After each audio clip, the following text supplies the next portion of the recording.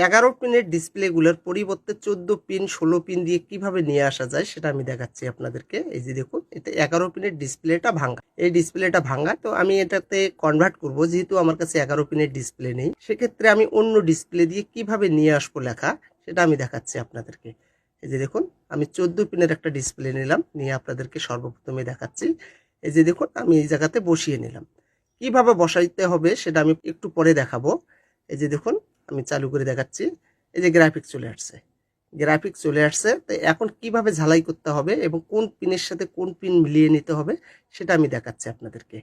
এখন আমি ডিসপ্লেটা এখানে বসিয়ে নেব। বাম পাশে 2 ঘর ছেড়ে, বাম পাশে মনে রাখতে হবে, বাম পাশে 2 ঘর ছেড়ে এবং ডান পাশে 1 ঘর ছেড়ে আমাদেরকে ঝালাই করতে হবে। যেহেতু 11 পিন, সেক্ষেত্রে বাম পাশের দিকে 2 ঘর এবং ডান পাশের দিকে 1 ঘর ছেড়ে আমাদেরকে ডিসপ্লেটা ঝালাই করে দিতে হবে। তো আমি ডিসপ্লেটা ঝালাই করে দিলাম। এরপরে আমি চালু করে দেখাচ্ছি। এই যে দেখুন, গ্রাফিক্স চলে আসছে। 11 পিনের ডিসপ্লের জায়গা 14 পিন দিয়ে কিভাবে নিয়ে আসলাম, 16 পিন দিয়েও আসবে, সেটা আমি পরবর্তী ভিডিওতে দেখাবো। আমি 14 পিন দিয়ে দেখালাম। এই যে দেখুন।